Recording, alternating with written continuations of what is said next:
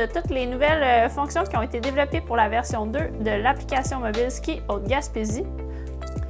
Dans cette nouvelle version, on a vraiment développé un panneau d'accueil complet pour pouvoir aider à faire la planification de sortie. Donc, on a regroupé au même endroit toutes les différentes informations qui sont nécessaires pour bien planifier sa sortie en montagne. En un clin d'œil, on a un aperçu de la prévision d'avalanche, donc le bulletin d'avalanche. On a aussi la prévision météo.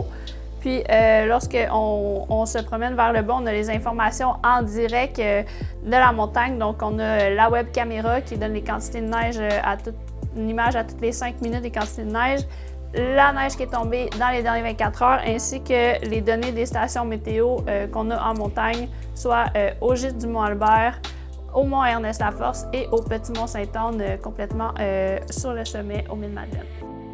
Dans le panneau d'accueil, on a aussi intégré les 7 différentes étapes du processus quotidien. Donc, c'est une approche qui a été élaborée afin de vraiment faire toutes les étapes et bien profiter de sa sortie en montagne. Étant donné que c'est une application pour utiliser dans les montagnes, il n'y a pas de réseau. Donc, toutes les données restent visibles. Vous pouvez consulter les données, vous pouvez consulter les cartes sans problème.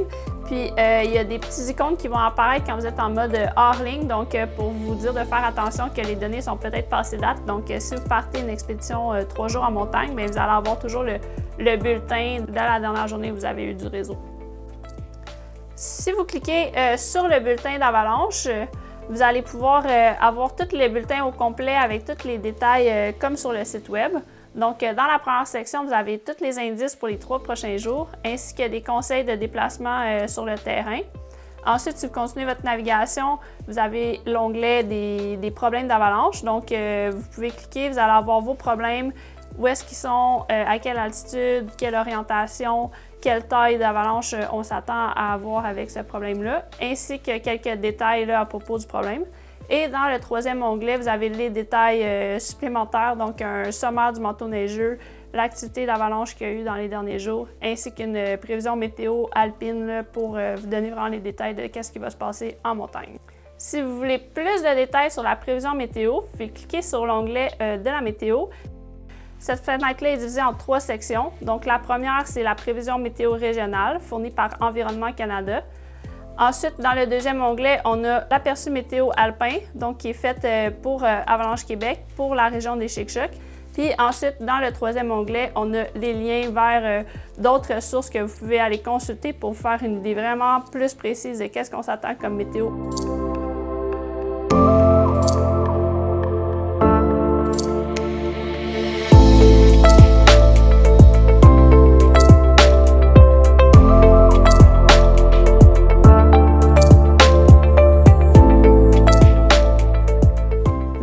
Des cartes, vous avez tous les outils nécessaires pour faire une navigation et une planification. Quand vous ouvrez cet onglet-là, vous avez tous les secteurs, les mêmes secteurs qui sont présents dans le livre guide des Chic-Chocs, et vous pouvez zoomer pour avoir plus de détails sur l'endroit où vous désirez aller. Donc, je peux cliquer « Agrandir vers le mont Huxback », puis je vais voir entre autres toutes les cotations d'exposition en terrain avalancheux. Donc, ça va être présent sur la carte avec les lignes topographiques de la montagne. Puis on va voir aussi tous les itinéraires de montée et de descente.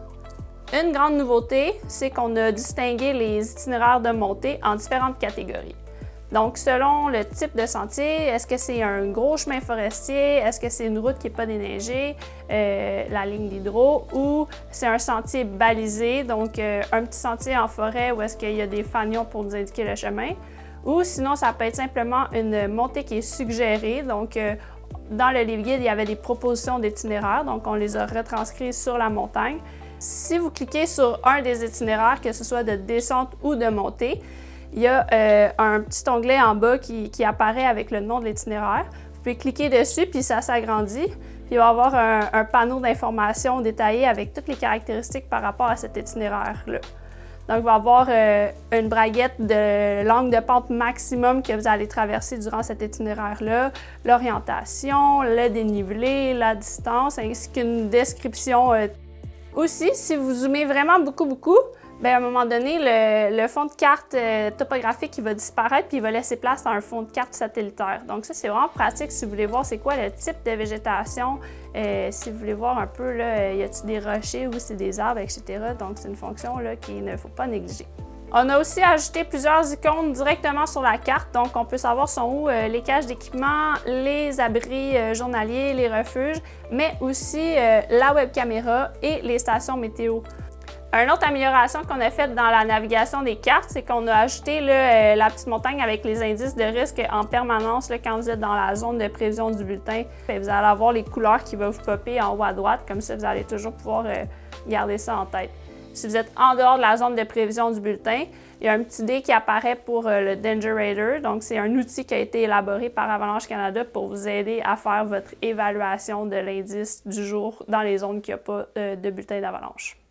Le troisième grand onglet de l'application, c'est l'onglet des paramètres. Donc, il ne faut pas oublier à cet endroit-là, dans le fond, vous pouvez télécharger les cartes pour pouvoir les utiliser hors connexion. Vous avez aussi une légende pour savoir qu'est-ce qui est quoi, les conditions d'utilisation, la politique de confidentialité et aussi le guide d'utilisation. Donc, on a écrit comment utiliser l'application avec une couple de petits indices et de lignes directrices là, pour vous aider à bien l'utiliser complètement.